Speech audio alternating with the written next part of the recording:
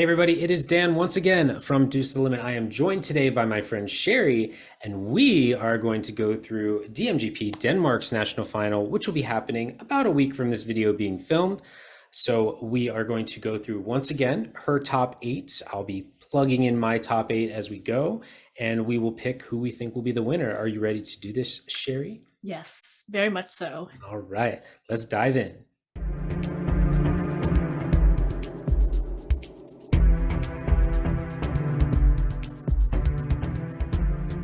All right, so without further ado, Sherry, let's hear your number 8 out of 8. My number 8 would have to go to Human. By Mariah LeBerg. Yes. That is my number 8 as well. So we are already off to the same start. So let me tell me what you disliked about this or what turned you off from it. Honestly, it was just very boring all around. Great message, but her delivery to me was very flat. Nothing was really interesting. The key change was the only interesting part, and to me, it didn't do anything. It was just, compared to all the other songs, very flat, very unrefined. Yeah, I kind of agree with you. The raspiness of it might appeal to a couple people, but I was not those people. The song, like you said, the message is nice, but the lyrics just kind of annoy me too. It was too simple. Yeah, it was very too simple. I agree with that. Yeah, this might be one of my least favorite songs of the entire national final season. I really don't like it. When I was listening through all 8 songs, after I think the third time through, I did it a couple more, but this one I just skipped. I'm like, if I don't want to listen to this song ever again, if I don't have to. If I watch the final, I will, but this is just a song that I'm sure resonates with some people. It is not for me, and it will not be for me. I agree. It is the one song out of the 8 that I could not listen to on repeat. Yeah. All right, then let's see how many more of these we match up on. Sherry, what is your number 7? My number 7 would be Freedom. Freedom, and that was by Nicholas Song. Yeah, so Freedom for me is number 6, so we're pretty close on that one as well. Very aggressive classic rock vibes. I think in a sea of mostly pop songs, this will do pretty well. I think it'll have a decent result. I agree. I think he's definitely going to act out that guitar solo in the middle. I expect him to be on stage with a guitar. I think it'll be energetic. But much like Mariah, this song is just not my vibe. It's not quite my vibe, but I think because it's not a pop song, his staging will make or break it. Like if it's a very fun, like over the top rock metal performance, I think I would love it a lot more, but just by the song alone, not so much. Let's swim right along to your number 6. My number 6 would go to Stuck on You. Stuck on You by Frederick Leopold. And that is my number 5. So we're still kind of in that bottom 4 range for all of ours. I like the I like the funkiness of it and the vocal arrangement. So I think that's why I have this one a little higher. And the lyrics are kind of cute. Like it's very boy band, and I liked that. Yeah, Stuck on You. I would have liked probably a little bit more energy. It kind of gets that way a bit later. But the second verse doesn't really change it too much musically. It's kind of the same thing. But what are your thoughts on it? I think it's something I would hear on the radio, and I wouldn't be like, I wouldn't hate it, but I also wouldn't be like, oh, turn it up. It's just a good song to listen to, but it doesn't really stand out to me. Yeah, what do you think the staging will be like? I'm expecting like retro vibes, like something maybe kooky or like bright. I don't know. Yeah, maybe some neon or some, yeah. I would agree with the retro vibes. Yeah. All right. We'll go right along to number 5. And I guess if you pick my number 7, then we'll have the same bottom 4. So what is your number 5? So this one was tricky because I liked it, but I questioned it. Beautiful Bullshit. Okay. Beautiful Bullshit is actually my number 2. So let me know why number 5? So it is a very catchy, like dance pop song. The lyrics are relatable, but I do question Beautiful Bullshit. Is bullshit even allowed on Eurovision? It is not. She will not be allowed to say it. So that is why it's my number 5. Is while I enjoy the song, realistically, it would change a lot on stage if she makes it through, right? So Yeah, let's start on that point, right? Because a few people have made that work. Robin Bankston at Melfest said, "Looks so fucking beautiful." Going to frickin' that works. Like that's Yeah. pretty an easy transition.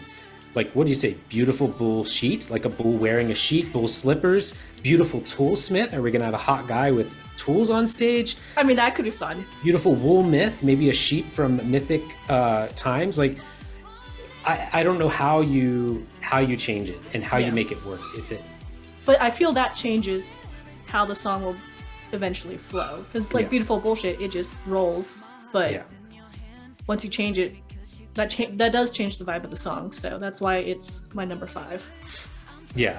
I think it's a little camp, and the song is really catchy. The like pop disco vibe. It's really catchy on first listen. I think it's really just an accessible song, and vocally, I mean, she sounds good in the recorded version. I think if she can hit all those notes live, it's going to sound great. I find myself dancing along to it, but like you said, if she can't say bullshit on stage, that causes a serious problem. I didn't think too much about that. I think if I was thinking of it the same way you were, I probably would put it lower. But I still have a soft spot for the song. It does give me Carly Rae Jepsen vibes, which Yeah. is why I do enjoy that. Yeah, But, a yes. little bit. Okay, so now we are into your top 4. So what's number 4? Hopefully I pronounce this correctly, but Glansbillede. Glansbleed? Yeah, Glansbleed. I think it's Glansbleed. Glansbleed. He says it in the song, and I've been trying my best as well to say it. Glansbleed, I think. I am terrible with languages, but that is my number 4. And that is my number 7. So you've rounded out my bottom 4 as well. It's like a walk in the park soundtrack kind of vibe. I like the gentle piano. I think the vocals are great. And then it kind of becomes a soft pop rock track.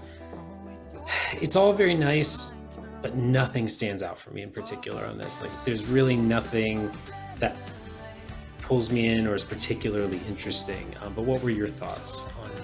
So, first listen, yes, I would agree with you on all those points without understanding anything about the lyrics. So, I did look up the lyrics, and from the Danish to English translation, if it's correct, the message is it's okay to not be perfect, to not have everything be perfect, and it's enjoy who you are, enjoy where you are. It'll all work out. And that made me appreciate the song and its vibes a little bit more, knowing that message. So I think it would fall into that like almost ballad territory that we know has won in the past. So Yeah, and it has a strong meaning, which is always Yes. a great thing. And it's one of 2 Danish songs in the final, so that sometimes can give it that little boost. a little boost, right? Because they picked a Danish entry in 2021. Denmark is not afraid to pick a Danish entry, unlike, say, Sweden, Yeah. who is afraid to pick a Swedish entry.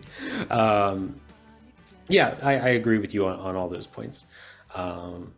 All right. So did I say with that one? That was my number 7. I said that. Okay. Yes. Good. So now we're into your top 3 Yes. and my top 3, kind of. Well, we know one of mine.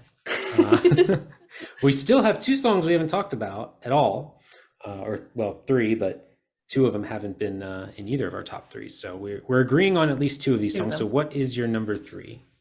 So my top 3, I waffled a little bit, going back and forth.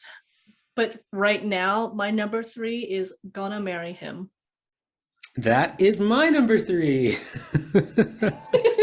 So why did you put that one the bronze medal? It is very hauntingly pretty.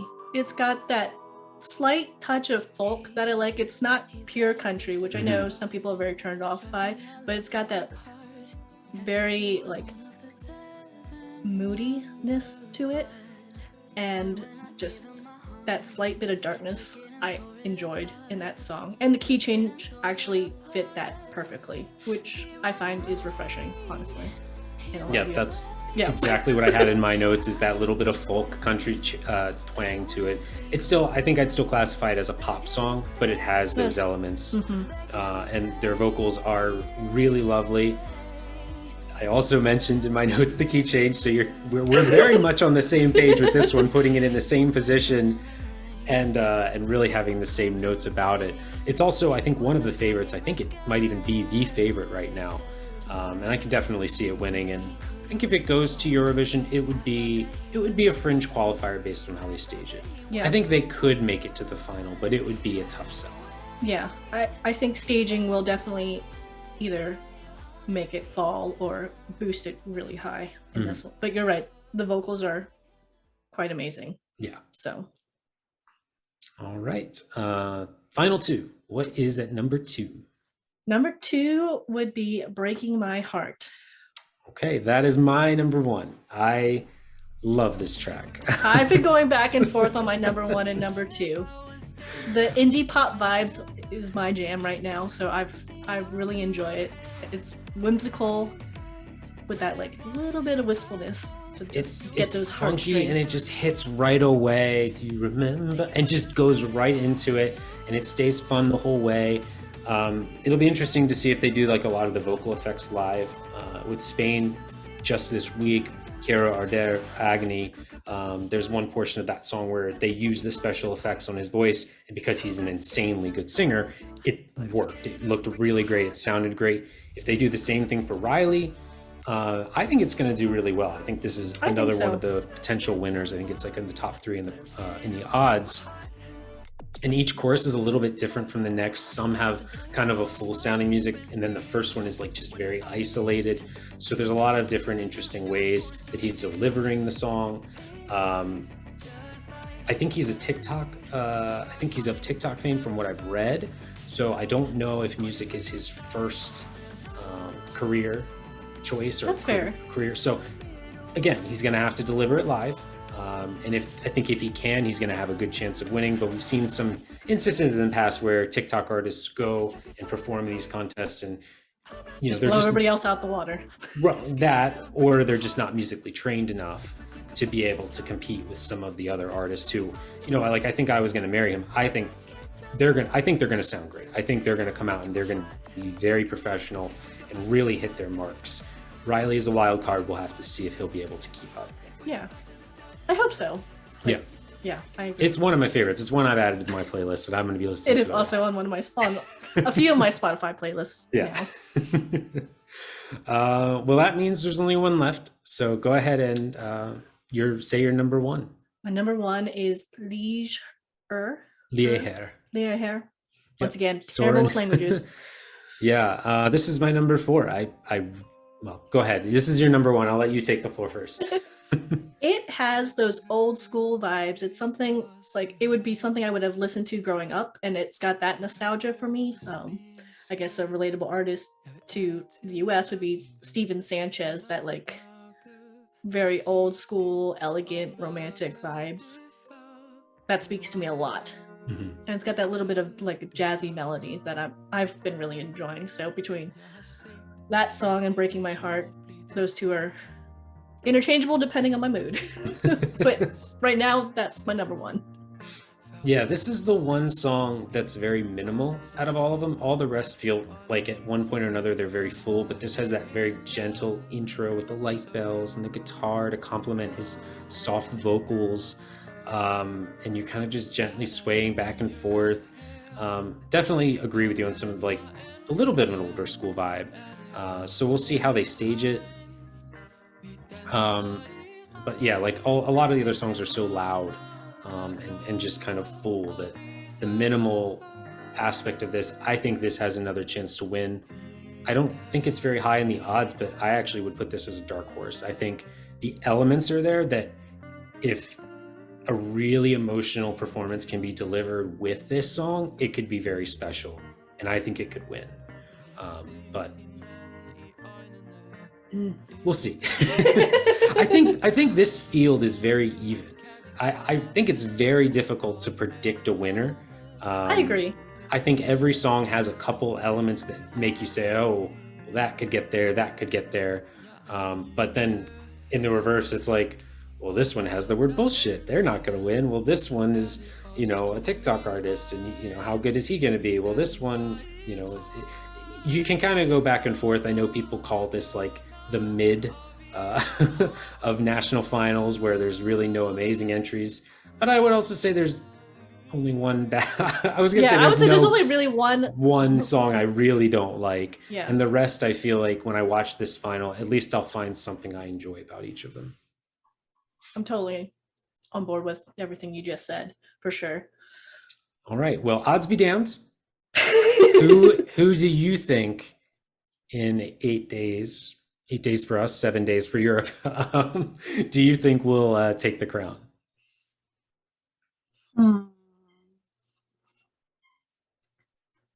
Man, who do I think and Who who do do I you want think? Okay. We obviously know you want Well, yeah. your number one, and I want my number one. Who do you think will take it?